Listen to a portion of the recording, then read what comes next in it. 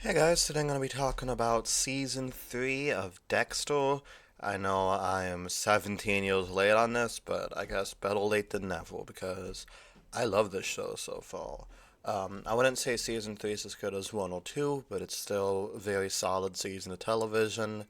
I kind of miss when shows had 12 or 13 episodes instead of 6 to, 6 to 10. Sometimes it's not even 10. But I feel like with formats like this, you really get to know the characters more, and I don't know, it just becomes more complex. So let me just talk about my overall thoughts on the season, as well as all the different characters.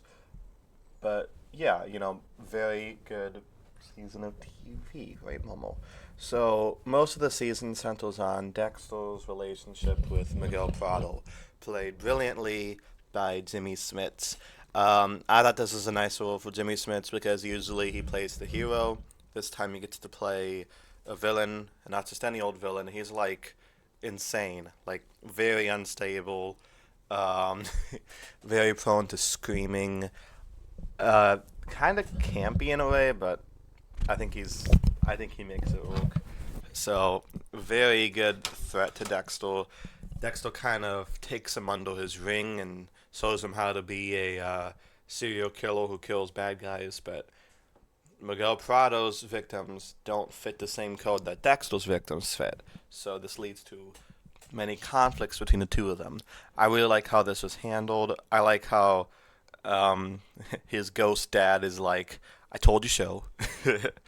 I like the addition of having Ghost Dad on a more regular basis. I feel like that wasn't exactly prevalent in the first two seasons, but now he's like in almost every episode, which is kind of cool. I guess it's a way to keep the actor on the show because they kind of ran out of flashbacks to show about young Dexter. So I'm liking the way Harry is utilized in this season. Another notable Dexter arc this season was with that lady who was friends with his dad. He's dying from cancer, and he kills her even though she's a good person because she wants to die. Now, her whole Catholic thing about I can't commit suicide, but I could ask people to kill me seems a little fucked up. It seems like a little strange loophole there, but just gonna have to roll past it for the sake of the plot. But that actress gave a great performance, and so did Michael C. Hall. Michael C. Hall is such a skilled actor. He could do the comedic moments, the dramatic moments, the threatening moments, the kind of socially awkward moments. I don't know. He's like perfectly cast for this. And I started to wonder why he hasn't been in most stuff since Dexter. And I think it dawned on me that he's so good in Dexter, people can't view him as anything else, which happens a lot when you play such an iconic character. It happened to Jason Alexander when he played George. I think he's good. I think he's dynamic enough of an actor. He can play different parts. So hopefully Hollywood gives him a chance after season 15 of Dexter ends, however long that show's going to go on. Moving on to Rita's character. So Rita finds out that she's pregnant, and I like her like pregnancy scenes where she's kind of just geeking out, for lack of a better word. Um, I just think those are kind of funny, and I like her relationship with Dexter, how he chooses to stay with her and the baby. Now, yes, it's part of the act to keep up a normal life, but at the same time, I feel like Dexter does love Rita, just not in like a normal way people love their spouse. I feel like he still loves her, just really bad at showing it, at least showing it to himself. It's a very complex relationship, but I like Rita. I think she's sweet, she's tough, and honestly, she could do better than Dexter. Uh, I mean, I guess on paper, Dexter's a really good boyfriend.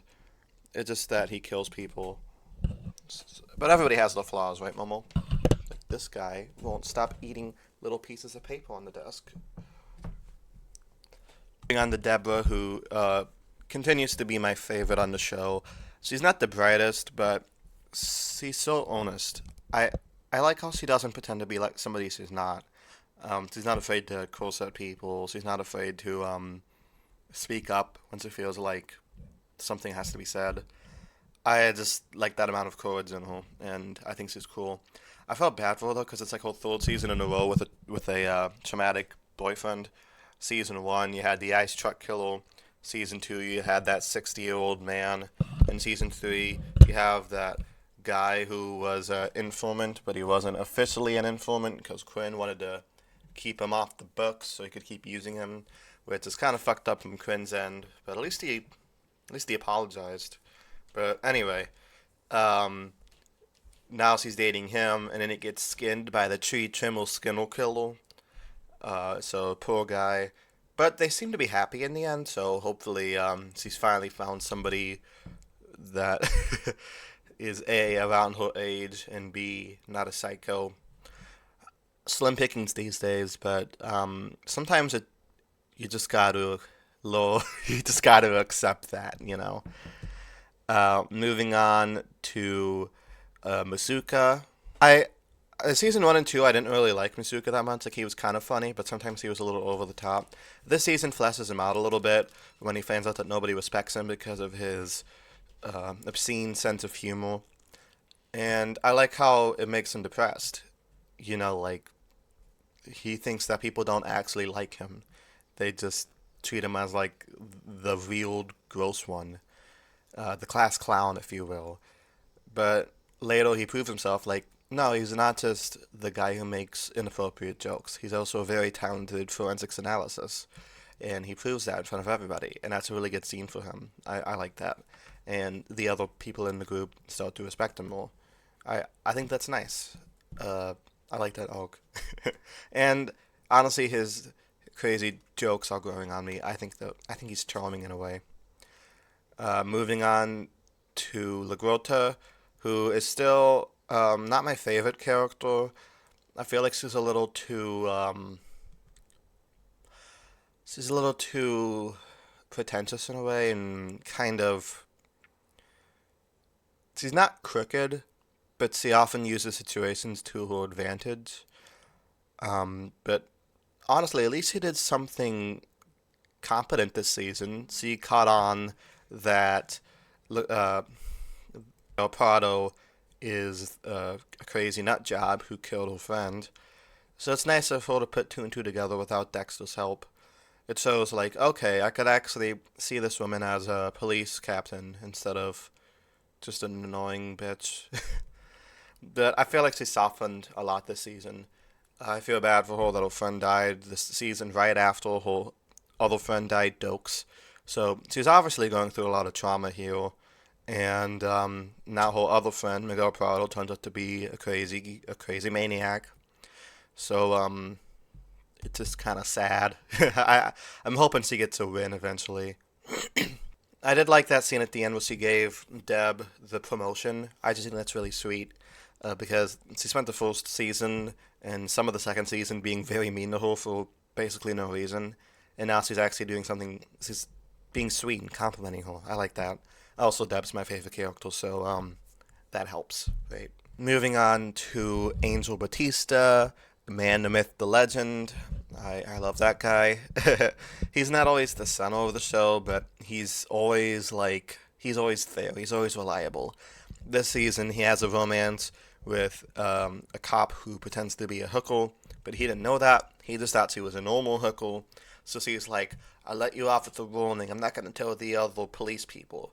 And he's like, "Do you want to go out with me?" And she's like, "No, I actually, yeah, okay, fine." That's the power that Batista has on people. He could change their minds like this. Man, I wish I had his secrets. But yeah, I don't know. I've always liked this character. He's always there for his friends. He's honestly kind of smart. He's good at figuring things out, and I'm glad he made it to lieutenant. Even if the only reason he did make it to lieutenant is that Dokes blew up into a bunch of little pieces last season. But still, it's nice to see him progress his career. So yeah, even though the show talks about how Dexter, like, and even Dexter himself is like, I'm this monster that can never love anybody. I think it's very clear he does love the people around him, especially Rita and Deb. His relationship with Deb is so sweet. I just love how supportive she is of him, and vice versa. I think it's a little weird how he made Miguel Pato his best man after like 2 weeks of knowing him. Like, He could have made it any of his other friends at the department, but oh well. Even like Masuka or it's very clear that he cares about them, or at least respects them as people. So he's not as psychopathic as he thinks he is.